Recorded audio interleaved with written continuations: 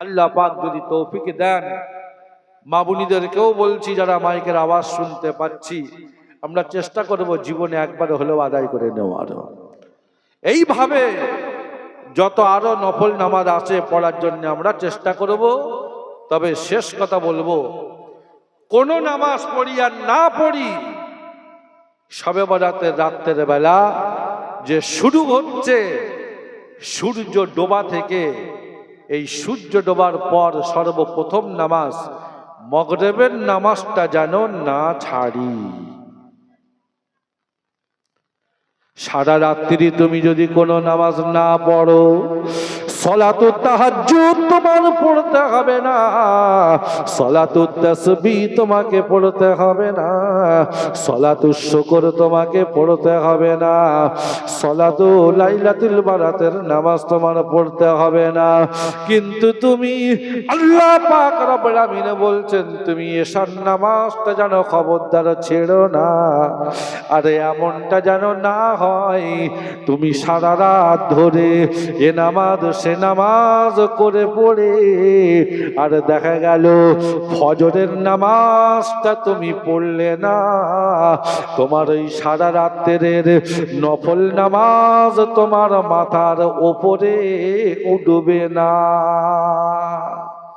আল্লাহর দরবারে যাওয়া তো দূরের কথা, তোমার এই মাথার ওপরে পর্যন্তই ঝুলে থাকবে।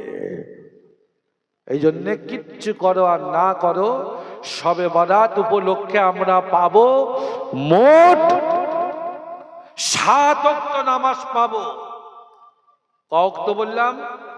7 ওয়াক্ত। শুক্রবারের দিন 2 ওয়াক্ত, এই বৃহস্পতিবারের দিন 2 ওয়াক্ত, মাগরিব আর এশা, আর বেতরটা ধরে 3 ওয়াক্ত, বেতরও একটা ওয়াক্ত। আর শুক্রবারের দিন 5 ওয়াক্ত, ফজর, জুমা, আসর, মাগরিব পর্যন্ত। শবে বরাতের দিন শেষ হয়ে যাবে, এই পর্যন্ত যেন কোনো নামাজ যেন না ছাড়ি। আর এই যে পড়ব, পাক্কা ইরাদা করব, আল্লাহ তুমি চাইলে আমেরিকার আগুন আমাদের উলুবেড়িয়াতে লাগিয়ে দিতে পারতে, কিন্তু আমাকে হায়াতে বাঁচিয়ে রেখেছো। জীবনে এই 2025-এ শবে বরাত পেয়েছি। গত 2024-এ যারা আমার সঙ্গে ছিল আর সবাই বেঁচে আছে? নেই। আগামী 2026-এর শবে বরাত পাবো, কোনো গ্যারান্টি আছে?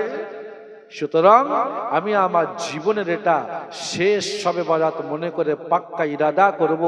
ওই যে শুক্রবারের দিন পড়েছে শবে বরাতের দিন, এমনি ভালো দিন, আবার তাইতে আবার শবে বরাতের দিন, পাক্কা ইরাদা করে শুরু করব যেন মৌত পর্যন্ত নামাজ যেন আর না ছাড়ি। যদি বলুন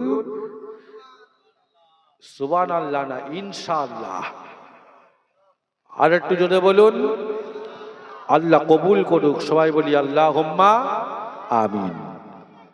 দ্বিতীয় নাম্বার, শবে বরাত উপলক্ষে যে আমলটা করতে হবে, নবী বললেন সুমু ইয়াওমাহা, দিনের বেলা রোজা রাখো। একজন জিজ্ঞাসা করছে, হুজুর কটা রোজা রাখবো?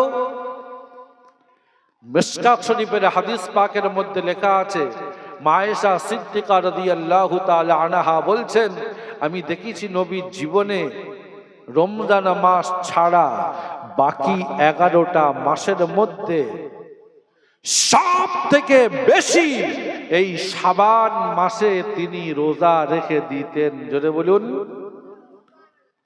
তাহলে আমি কটা রাখবো? কোনো ঠিক আছে না।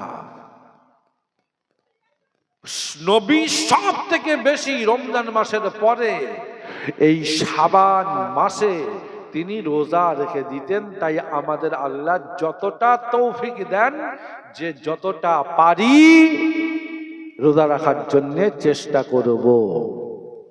একটা, দুটো, তিনটে, চারটে, পাঁচটার কোনো গল্প নেই। আমার ভাই, আমি কথা লম্বা করছি না। আমি শেষ কথা বলছি, 1:30 বেজে গেছে। আপনাদের শেষ বক্তা আসবেন। নবীকে জিজ্ঞাসা করা হলো, ইয়া রাসূলুল্লাহ, এই শাবান মাসে আপনি রমজানের পরে সব থেকে বেশি রোজা কেন রাখেন? আল্লাহর হাবিব বললেন, দুটো কারণে। এক নাম্বার কারণ হলো, আমার দিকে তাকান, আল্লাহর হাবিব বললেন, তুরফাউ ফীহিল আ'মাল ইলা রাব্বিল আলামিন। ওগো আমার সোনার উম্মত উম্মতি, আমি নবী শাবান মাসে এই জন্য রোজা রেখে দেই, গত বছর সেই শবে বরাতের পর থেকে নিয়ে আর এই বছরের শবে বরাত পর্যন্ত যতটা তুমি রোজা রেখে দেবে, যতটা তুমি এর মধ্যে আমল করেছো, এই সব আমল আমার আল্লাহর দরবারে এই শাবান মাসে পেশ করা হয়। জোরে বলুন, আর একটু জোরে বলুন। আমি নবী চাই যে আমার আমল আল্লাহর দরবারে এমন অবস্থায় পেশ করা হোক যে আমি যেন রোজা অবস্থায় থাকি। তাই আমি শাবান মাসে বেশি রোজা রাখি। জোরে বলুন সুবহানাল্লাহ।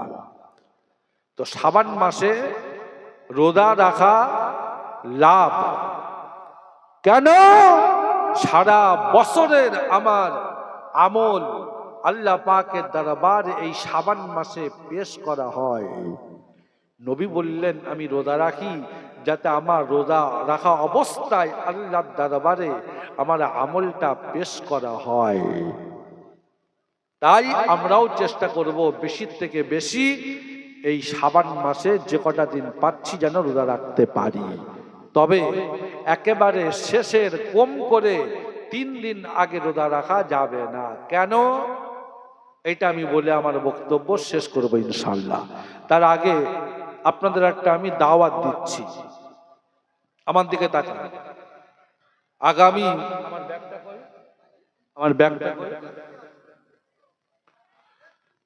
আগামী এই ফেব্রুয়ারি মাসের 20 তারিখে